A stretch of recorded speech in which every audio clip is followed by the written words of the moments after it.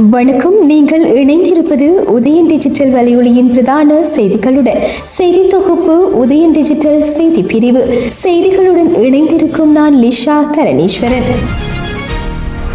உரிய அனுமதி பத்திரங்களின்றி சட்டவிரோதமாக லொரியொன்றில் ஏற்றி வரப்பட்ட 18 மாடுகளை நேற்றிரவு சாவகச்சேரி போலீசார் மீட்டுள்ளதுடன் சந்தேக நபர் ஒருவரையும் கைது செய்துள்ளனர். யாழ்ப்பாணத்திலிருந்து மாடுகளை ஏற்றி வந்த லொரியை சாவகச்சேரி நகரில் கடமையில் ஈடுபட்டிருந்த போலீசார் வழிமறைத்து சோதனையிட்ட போதே மாடுகள் மீட்கப்பட்டன. மேலதிக விசாரணைகளின் பின்னர் சந்தேக நபரை சாவகச்சேரி நீதிமன்றத்தில் முற்படுத்துவதற்கான நடவடிக்கைகளை போலீசார் மேற்கொண்டுள்ளனர்.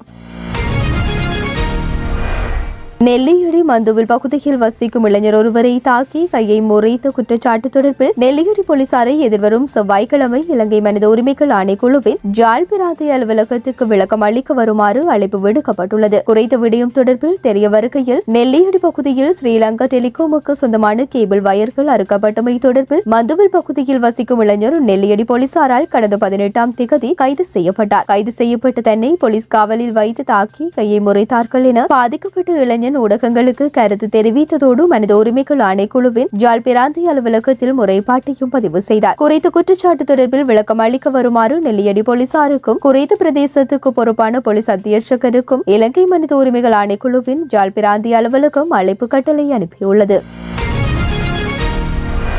மீனவர்களின் கருத்துக்களை உள்வாங்காது கங்காதேவி துறைமுகத்தை அதிகாரிகள் தன்னிச்சையாக அபிவிருத்தி செய்து வருவதால் அந்த கடற்பகுதியில் மீனவரின் படகு ஒன்று விபத்துக்குள்ளாகி அவர் யாழ்ப்பாண போதனா மருத்துவமனையில் சிகிச்சைக்காக அனுமதிக்கப்பட்டுள்ளார். இச்சம்பவம் குறித்து மீனவர்கள் கருத்து தெரிவிக்கையில் கடற்றொழில் அமைச்சின் மூலம் எமது கடற்றொழில் சங்கத்துக்கு 8 லட்சம் ரூபாய் ஒதுக்கப்பட்டது. 8 லட்சம் ரூபாய் வேலை திட்டத்திற்கான வரைவை நாங்கள் அதிகாரிகளிடம் சமர்ப்பித்தோம். இருப்பினும் அவர்கள் எமது திட்டத்தை புறந்தள்ளிவிட்டு தமது எண்ணத்திற்கு ஏற்றாற்போல் அபிவிருத்தி பணிகளில் ஈடுபட்டனர். இதனால் ஆபத்து என்றும் நாங்கள் கூறினோம். ஆனால் கரையோர பாதுகாப்பு திணைக்கள பொறியியலாளரான கங்காதரன் தர்ஷன் என்பவர் எமது திட்ட வரவை புறந்தள்ளிவிட்டு பழிவாங்கும் நோக்குடன் தனது விருப்பப்படி அபிவிருத்தியில் ஈடுபட்டார். நாங்கள் கேள்வி கேட்டதன் காரணத்தால் அபிவிருத்தி பணிகளை 5 மீட்டர்கள் தூரம் குறைத்து செய்யுமாறும் வேலையை செய்பவர்களுக்கு கூறினார். இந்த நிலையில் இன்று காலை இருவர் படகு ஒன்றில் தொழிலுக்கு சென்றுவிட்டு திரும்பினர். இதன்போது அந்த அபிவிருத்தி செய்த இடத்தில் படகு மோதியதில் படகில் பயணித்த இருவரும் தூக்கி வீசப்பட்டனர். அதில் 20 வயது இளைஞன் படுகாயம் அடைந்த நிலையில் அவசர நோயாளர் காவு வண்டி மூலம் யாழ்ப்பாண போதனா மருத்துவமனையில் சிகிச்சைக்காக அனுமதிக்கப்பட்டுள்ளார். இதற்கு பிறகு உரிய அதிகாரிகள் எமது கருத்து கேட்காவிட்டால் விளைவுகள் பாராதூரமாக இருக்கும். எனவே உரிய அதிகாரிகள் விரைவில் இதனை கருத்தில் எடுத்து எமக்கு உகந்த வேலை திட்டத்தை எமது வரைபடத்தின்படி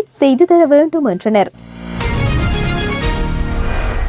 தனது பாதுகாப்புக்காக 2 போலீஸ் உத்தியோகத்தர்களை நியமிக்க நடவடிக்கை எடுக்குமாறு ஜாழ் மாவட்ட நாடாளுமன்ற உறுப்பினர் ராமநாதன் அர்ஜுனா இன்று நாடாளுமன்றத்தில் வேண்டுகோள் விடுத்துள்ளார். நாடாளுமன்றத்தில் இன்றைய தினம் சிறப்புரிமை பிரச்சினையொன்றை எழுப்பி உரையாற்றிய அவர் சபாநாயகரிடம் இந்த கோரிக்கையை முன்வைத்தார். அது தொடர்பில் அவர் மேலும் தெரிவிக்கையில், அண்மையில் நான் எதிர்கொள்ள நேர்ந்த சம்பவம் ஒன்று எனது பாதுகாப்புக்கு அச்சுறுத்தலை ஏற்படுத்தியுள்ளது. அதற்கிணங்க பிப்ரவரி 12ஆம் திகதி இரவு ஜாழ் பலம்புரி ஹோட்டலில் என் மீதும் எனது செயலாளர் மீதும் தாக்குதல் நடத்தப்பட்டது. அது தொடர்பில் நான் போலீசில் முறைப்பாடு செய்துள்ளேன். அந்த சம்பவத்துடன் தொடர்புடைய சந்தேக நபரையும் போலீசார் கைது செய்துள்ளனர். எனினும் நான் அறியாத வகையில் சடுதியாக எனக்கு எதிராக வழக்கொன்று தாக்கல் செய்யப்பட்டுள்ளது. இந்த விடயம் நாடாளுமன்ற உறுப்பினரான எனக்கு பாதுகாப்பு அச்சுறுத்தலை ஏற்படுத்தியுள்ளது. அண்மையில் கனேமுள்ள சஞ்சீவன் நீதிமன்றத்தில் கொலை செய்யப்பட்டுள்ளார். அதேபோன்று கடந்த வாரங்களில் பல்வேறு கொலை சம்பவங்களும் நாட்டில் இடம்பெற்றுள்ளன. இந்த நிலையில் எனக்கு ஏற்பட்டுள்ள அச்சுறுத்தல் தொடர்பில் சிறப்புரிமையை முன்வைக்கின்றேன். அதன்படி எனக்கு 2 உத்தியோகத்தர்களை எனது பாதுகாப்புக்காக நியமிக்குமாறு நான் கேட்டுக்கொள்கின்றேன். இது தொடர்பான வேண்டுகோளை பொதுமக்கள் பாதுகாப்பு அமைச்சருக்கும் அனுப்புமாறு கேட்டுக்கொள்வதுடன் இந்த அவசர நிலையை கருத்தில் கொண்டு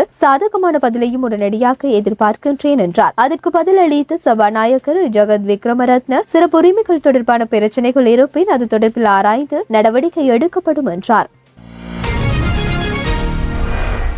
கனேமுள்ள சஞ்சீவ கொலை வழக்கு தொடர்பில் தலைமறைவாகியுள்ள இசார செவ்வந்தி என்ற பெண் சந்தேக நபரை பற்றி தகவல்களை வழங்குபவர்களுக்கு 1 மில்லியன் ரூபாய் சன்மானம் வழங்கப்படும் என போலீஸ் ஊடக பேச்சாளர் புத்திகம் மனதுங்க தெரிவித்துள்ளார். இன்று போலீஸ் ஊடக பிரிவில் நடைபெற்ற சிறப்பு ஊடகவியலாளர் சந்திப்பிலேயே அவர் இதனை தெரிவித்தார். மேலும் சஞ்சீவகுமார சமரரத்ன என்று அழைக்கப்படும் கனேமுள்ள சஞ்சீவ என்பவரை கொலை செய்த பிரதான சந்தேக நபர் இன்னும் நாட்டிற்குள் இருப்பதாக போலீசார் தெரிவிக்கின்றனர். நாட்டை விட்டு வெளியேறக்கூடியதாக கருதப்படும் அனைத்து இடங்களுக்கும் தற்போது விசேட பாதுகாப்பு ஏற்பாடுகள் செய்யப்பட்டுள்ளதாகவும் அவர் தெரிவித்தார். கடந்த 19ஆம் தேதி புதுக்கடை இலக்கம் 5 நீதிவான் நீதிமன்றத்தில் கனேமுள்ள சஞ்சீவ சுட்டுக் கொல்லப்பட்ட நிலையில் பிரதான சந்தேக நபருக்கு ஆயுதத்தை வழங்கியவர் கட்டு வெள்ளைக்கம நேர்கொழும்பு முகவரியில் வசிக்கும் 25 வயதான இசார செவ்வந்தி என்ற இளம்பெண் ஆவார் என்பதும் குறிப்பிடத்தக்கது.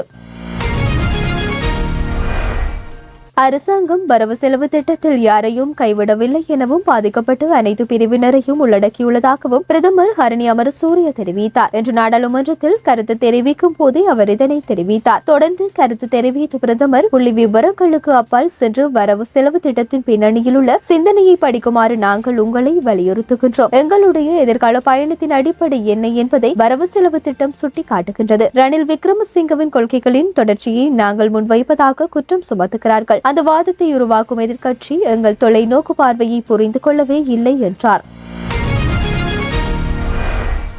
எதிர்காலத்தில் மின்சார கட்டணங்களை அதிகரிக்கும் வாய்ப்பு காணப்படுவதாக எரிசக்தி அமைச்சர் குமார ஜெயக்கொடி தெரிவித்துள்ளார். வறட்சி நிலைமைகள் மின்சார உற்பத்தி செலவில் பாதிப்பை ஏற்படுத்தும், இது கட்டணத்தை அதிகரிக்க வழிவகுக்கும் என தெரிவித்த அவர் இலங்கை மின்சார சபையின் பதிவு லாபங்கள் பற்றிய கருத்துக்களை தெளிவுபடுத்தியிருந்ததுடன் இலங்கை மின்சார சபைக்கு லாபம் இல்லை, ஆனால் செலவுகள் மட்டுமே உள்ளது. இலங்கை மின்சார சபையானது லாபத்தை பதிவு செய்வதில்லை, மின்சார உற்பத்திக்கு பயன்படுத்தப்படும் நிலுவைகளை மட்டுமே பதிவு செய்கின்றது என்றும் அவர் இதன்போது சுட்டிக்காட்டினார்.